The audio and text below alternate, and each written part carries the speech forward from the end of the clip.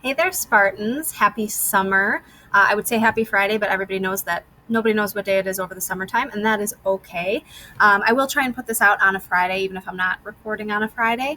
But I was just kind of looking back over the last school year, getting ready for this school year. I know you are not yet. It's fine. You've still got a solid 3 weeks, but teachers like to get ready a little bit early. I was out buying all my school supplies this morning, so I've got like new dry erase markers. I've got like a new board. I've got all kinds of new stuff. So anyway, you're not as excited as I am about that stuff, but school is coming up. So I was looking back over last year, and I was looking back at First Chapter Friday and thinking how fun it was and what kind of a cool tradition it was and how much I enjoyed doing it. So even though we are not going to be remote learning this year, cross your fingers, knock on all the wood, I thought it would be something that I would like to continue with you guys. So no promises that it'll be every week like it was, first semester last year, but occasionally, every once in a while, maybe hopefully once a month, I can put up something for you guys. And, now it being summertime, I thought it'd be a really cool idea to do a summer edition of First Chapter Friday, because there was a book that you were given just as a gift this year by the district for One Book, One Community. So I thought,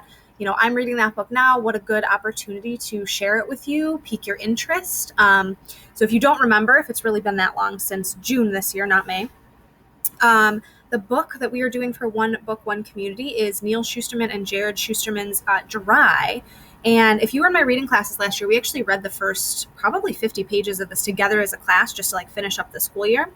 But this is the book that was chosen by our librarians and by the community to do literally as a community. Everybody's reading it. Teachers, students, security guards, principals, librarians, everyone is reading it, all the way through the high schools. So I don't know. I thought it'd be a good opportunity, like I said, if you haven't picked it up yet, to just read you the first little bit, see if it piques your interest, and see if you want to dive in. This is, like I said, I haven't finished it yet, so I can't give you all of the ending or anything like that, but this is an incredibly relevant book right now. If you've read Neal Shusterman before, he wrote the Scythe, I think that's a trilogy. I read the first two of that series, but he wrote Scythe. He does a bunch of dystopian and stuff like that. His books are fast-paced. They're full of adventure and a little bit of darkness, which is kind of nice. I like that in my reading. So he's really, really good. This is no exception. And obviously, with what's going on in the world today and environmentalism concerns, things like that, this is such a good book for right now. I also think coming off the pandemic, what we're going to read today, there's actually a scene where Alyssa, who's one of the main characters, goes into a Costco to get water because the whole idea here, Dry, is that there's not enough water. And she sees that supplies are running out, and just seeing the way that people act in grocery stores in really ugly ways when they can't get what they need and when they're scared is what it boils down to. I think that's so reminiscent of kind of what we just went through, as a country and as the rest of the world, as a society recently. So I think it's really neat. This is not something that, is entirely fictional, because if you were in my reading class again, we were watching videos about how this exact thing has happened in South Africa, and lots of other countries. Mexico right now, it's a big deal. The idea of just not being able to go to your tap and drink from it, or brush your teeth, or give your dog water, is real. So again, I don't want to preface this too much. I want to just read you a little bit. Hopefully you'll enjoy it. As always, here's the cover. I will read you the back, and then we'll get into it. Okay? So it says the drought, or the tap out, as everyone calls it, has been going on for a while now. Everyone's life has become an endless list of don'ts. Don't water the lawn, don't fill up your pool, don't take long showers. Until the taps run dry. Suddenly, Alyssa's quiet suburban street spirals into a war zone of desperation. Neighbors and families turning against one another on the hunt for water. When her parents don't return and she and her brother are threatened, Alyssa has to make impossible choices if she's going to survive. Critically acclaimed author Neal Shusterman teams up with Jarrod Shusterman for this story of survival when the California drought escalates to catastrophic proportions. Okay, so you can already kind of see just how dire the situation is here. On the bottom, it does say that this is an award-winning author, New York Times bestselling author, excuse me. So let's hop right in. You will notice that this story, like many, so part one, the tap out, this story, like many, is told in multiple points of view. So you can see here, the first one is Alyssa, and there's going to be other characters who tell the same story, with interwoven, narratives, which I think is kind of a cool way to do it, because you get into everybody's head. So this is day one, Saturday, June 4th. and the point of view is Alyssa.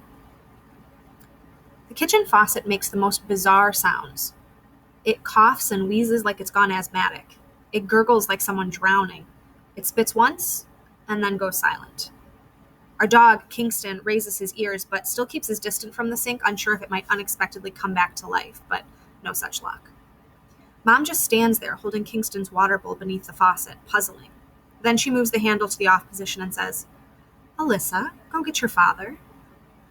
Ever since single-handedly remodeling our kitchen, Dad has had delusions of plumbing grandeur. Electrical, too. "Why pay through the nose for contractors when you can do it yourself?" he always said. Then he put his money where his mouth was. Ever since, we've had nothing but plumbing and electrical problems. Dad's in our garage working on his car with Uncle Basil, who's been living with us on and off since his almond farm up in Modesto failed. Uncle Basil's actual name is Herb, but somewhere along the line, my brother and I began referring to him as various herbs in our garden. Uncle Dill, Uncle Thyme, Uncle Chive, and during a period our parents wish we would forget, Uncle Cannabis. In the end, Basil was the name that stuck. "Dad!" I shout into the garage. "Kitchen issues!" My father's feet stick out from underneath his Camry like the Wicked Witch. Uncle Basil is hidden beneath a storm cell of e-cig vapor. "Can't it wait?" my father says from beneath the car. But I'm already sensing that it can't. "I think it's major," I tell him. He slides out and with a heavy sigh heads for the kitchen. Mom's not there anymore. Instead, she's standing in the doorway between the kitchen and the living room. She's just standing there, the dog's empty water bowl still in her left hand. I get a chill, but I don't yet know why. "What's so important that you gotta drag me out of—" "Shush," Mom says. She rarely shushes Dad. She'll shush me and Garrett all day, but my parents never shush each other. It's an unspoken rule. She's watching the TV, where a news anchor is blathering about the flow crisis.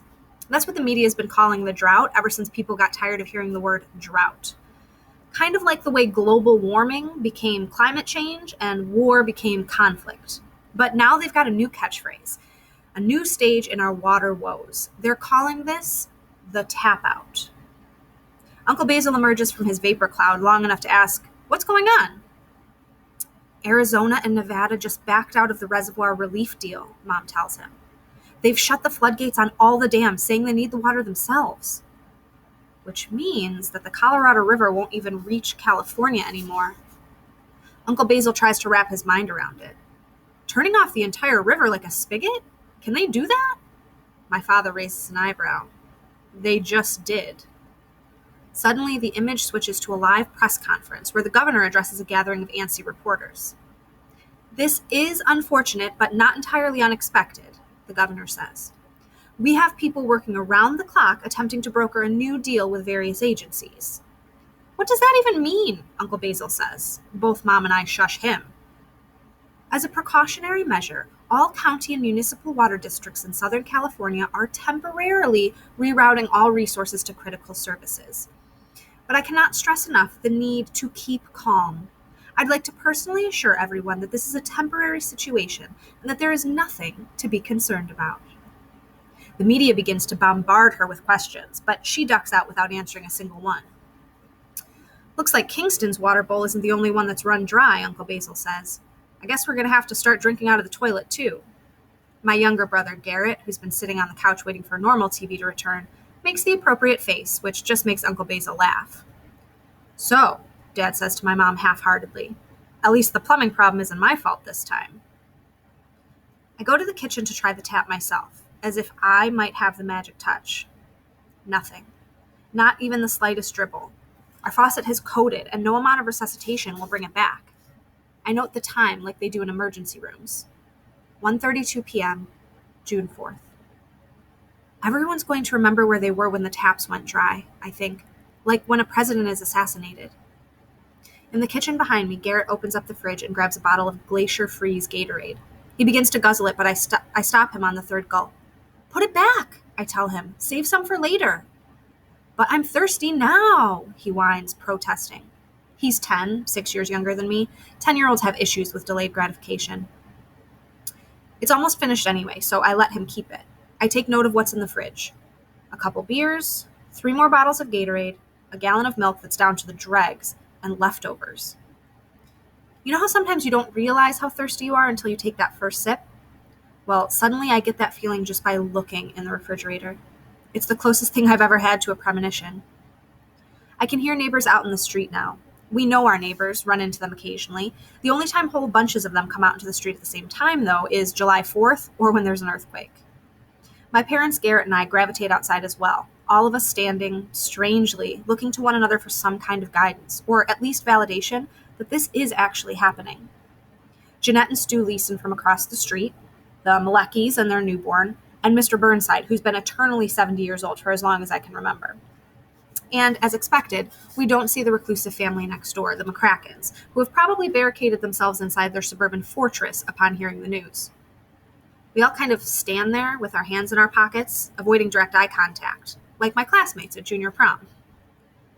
"Okay," my dad finally says. "Which one of you pissed off Arizona and Nevada?" Everyone chuckles. Not because it's particularly funny, but it eases some of the tension. Mr. Burnside raises his eyebrows. "Hate to say I told you so, but didn't I say they'd hoard what's left of the Colorado River? We let that river become our only lifeline. We should never have let ourselves become so vulnerable." Used to be, no one much knew or cared where our water came from. It was just always there. But when the Central Valley started to dry up and the price of produce skyrocketed, people started to pay attention. Or at least enough attention to pass laws and voter propositions. Most of them were useless, but made people feel as if something was being done, like the Frivolous Use Initiative, which made things like throwing water balloons illegal.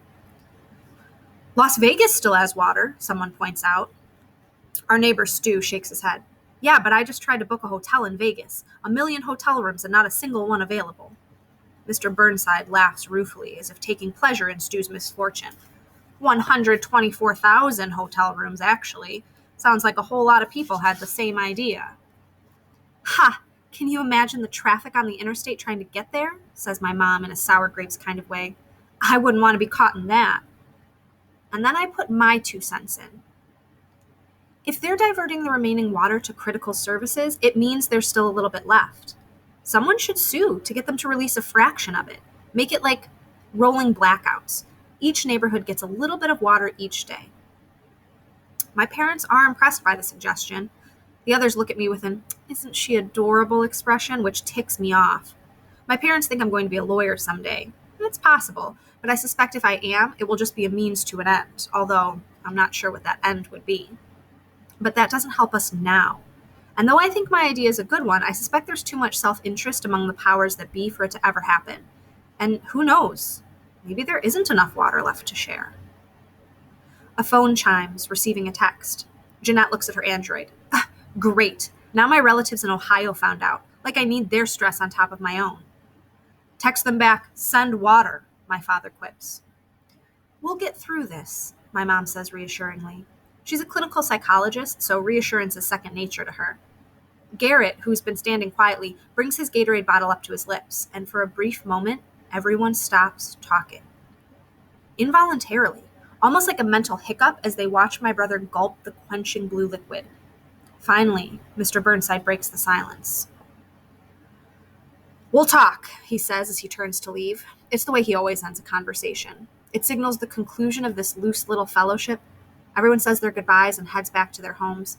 But more than one set of eyes glance at Garrett's empty Gatorade bottle as they leave. "Costco run," says Uncle Basil late that afternoon at around 5. "Who's coming?" "Can I get a hot dog?" Garrett asks, knowing that even if Uncle Basil says no, he'll get one anyway. Uncle Basil is a pushover. "Hot dogs are the least of our problems," I tell him. And he doesn't question that. He knows why we're going. He's not stupid. Even so, he knows he'll get a hot dog. We climb into the cab of Uncle Basil's 4x4 pickup, which is jacked up higher than anyone should be allowed for a man his age. "Mom says we have a few water bottles in the garage," Garrett says. "We're going to need more than just a few," I point out. I try to quickly do the math in my head. I also saw those bottles. 9 half-liters. 5 of us? That won't even last the day. As we turn the corner out of the neighborhood and onto the main street, Uncle Basil says, "It may take a day or so for the county to get the water up and running again. We'll probably only need a couple of cases." "And Gatorade," says Garrett. "Don't forget the Gatorade. It's full of electrolytes." Which is what they say on the commercials, even though Garrett doesn't know what an electrolyte is. "Look on the bright side," Uncle Basil says. "You probably won't have school for a few days." The California version of a snow day. I've been counting down the days for junior year to end. Just 2 weeks now. But knowing my high school, they'll probably find a way to tack any lost days on at the end, delaying our summer vacation. As we pull into the Costco parking lot, we can see the crowd. It seems like our entire neighborhood had the same idea. We do nothing but slowly circle in search of an empty space. Finally, Uncle Basil pulls out his Costco card and hands it to me. You two go in. I'll meet you inside when I find a place to park. I wonder how he'll get in without his card, but then Uncle Basil finds ways around any situation. Garrett and I hop out and join the hordes of people flooding the entrance. Inside, it's like Black Friday at its worst, but today it's not televisions and video games people are after. The carts in the checkout line are stocked with canned goods, toiletries, mostly water, the essentials of life. Something feels slightly off. I'm not sure what it is, but it hangs in the air like a scent. It's in the impatience of the people in line, the way people use their carts, on the verge of being battering rams to make their way through the crowd. There's a sort of primal hostility all around us, hidden by a veneer of suburban politeness. But even that politeness is stretching thin. This cart sucks, Garrett says. And he's right. One wheel is bent, and the only way to push it is to lean on the other 3 wheels. I look back toward the entrance. There were only a couple of carts left when I grabbed this one. They'll all be gone by now. It'll do, I tell him. Garrett and I forge our way through the crowds toward the back left corner where the water pallets are. As we do, we overhear bits and pieces of conversations. FEMA's already slammed with Hurricane Noah, one man tells another. How are they going to help us too? It's not our fault. Agriculture uses 80% of the water. If the state spent more time finding new sources of water instead of fining us for filling our swimming pools, one woman says, we wouldn't be in this position. Garrett turns to me.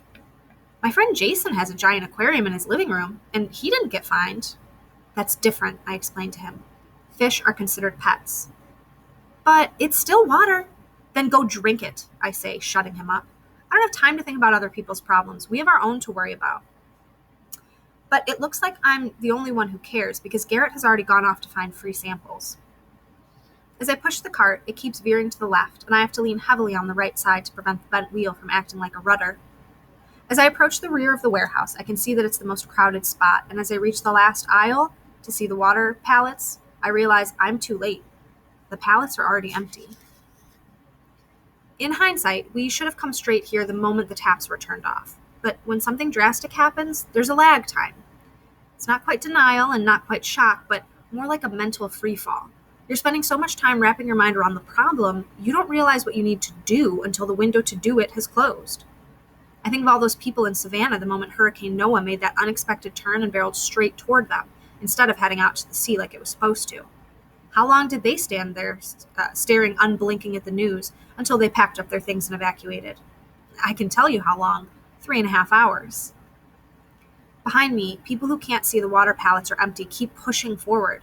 Eventually, some employee will have the good sense to put a sign out front that says no water, but until they do, customers will keep piling in, pushing toward the back, creating a suffocating crowd, like the mosh pit of a concert. On a hunch, I maneuver my way to the side aisle and to the racks of canned soda, which are also beginning to disappear. But I'm not here for soda. As I look around the stacks of drinks, I find a single case of water that someone abandoned there, maybe yesterday, when it wasn't such a precious commodity. I reach for it, only to find it pulled away at the last second by a thin woman with a beak of a nose. She stacks it on top of her cart like the crown on top of her canned goods. I'm sorry, but we were here first, she says. And then her daughter steps forward, a girl I recognize from soccer, Hallie Hartling. She's annoyingly popular and thinks she's much better at soccer than she really is. Half the girls in school want to be like her, and the other half hate her because they know they'll never come close. Me, I just put up with her. She's not worth the energy for me to be anything but indifferent. Although she always seems to bleed confidence, right now she can't even look me in the eye, because she knows, just as her mother knows, that I had that water first. As her mother pulls their cart away, Hallie leans closer to me. I'm sorry about that, Morrow, she says earnestly, calling me my last name like we do in soccer. Didn't I share my water with you at practice last week? I point out to her. Maybe you could return the favor and share a few bottles with me. She looks back to her mother, who's already moving down the aisle, then back to me with a shrug. Sorry, they don't sell them by the bottle here, just by the case. And then she gets a little bit red in the face and turns to leave before it becomes a full-fledged flush. I take in my surroundings. Crowds are still getting thicker, and things are vanishing from the shelves at an alarming rate. Even the sodas are gone now. Stupid! I should have grabbed some. I hurry back to my empty cart before someone else can take it. There's no sign of Uncle Basil yet, and Jarrod is probably off stuffing his face with something greasy. The Gatorade he requested is all gone too. Finally, I spot Jarrod. He's down one of the frozen aisles, pizza sauce all over his face. He wipes his mouth with his shirt, knowing I'll comment, but I don't bother because I see something. Just past the frozen vegetables and ice cream, there's a chest packed with ice. Enormous bags of it. I can't believe people are such limited thinkers that they haven't thought of this themselves. Or maybe they have, but denied that they could possibly be so desperate. I open the door and reach for a bag. What are you doing? We need water, not ice. Ice is water, Einstein, I tell him. I go for a bag and realize they're a lot heavier than I had anticipated. Help me! Together, Jarrod and I heave one bag of ice after another into our cart, until it's piled as high as it can get. By now, other people have taken notice, and we have crowded the ice case, beginning to empty it. The cart is ridiculously heavy now, and almost impossible to push, especially with a bad wheel. Then, as we struggle with the cart, the jammed wheel scraping across the concrete floor, a man in a business suit comes up behind us. He smiles. That's quite a load there, he says. Looks like you could use some help. He doesn't wait for us to answer before grabbing the cart's handle and wrestling it forward far more effectively than we did. Crazy here today, he says jovially. Crazy everywhere, I'll bet. Thank you for helping us, I tell him. Not a problem. We need to help each other. He smiles again, and I return the grin. It is good to know that difficult times can bring out the best in people. Bit by bit, with short but steady lurches, we get the cart to the front of the store and into one of the snaking checkout lines. I suppose that's my workout for the day, he chuckles. I look at our cart and decide that one good turn deserves another. Why don't you take a bag of ice for yourself, I suggest. His smile doesn't fade. I have an even better idea, he says. Why don't you take a bag of ice for yourselves and I'll keep the rest? For a moment, I think he's joking, but then realize he's dead serious. Excuse me? He manufactures a heavy sigh. You're right, that really wouldn't be fair to you. Tell you what, why don't we split it down the middle? I'll take half, you take half. He says it like he's being generous, as if the ice is his to give. He's still smiling, but his eyes scare me. I think my offer is more than fair, he says. I begin to wonder what business he's in, and if it's all about cheating people but making them think they're not being cheated. It's not going to fly with me, but his hands are firmly locked on the handle of our cart, and there's nothing to prove that it's ours and not his. Is there a problem here? It's Uncle Basil. He's arrived just in time. He glares at the man coldly for a moment, then the man takes his hands off the cart. Not at all, he says. Good, Uncle Basil says. I'd hate to think you were harassing my niece and nephew. People get arrested for that. The man holds eye contact with our uncle for a moment more before folding. He looks at the ice, his expression bitter, then leaves, not taking as much as a single bag.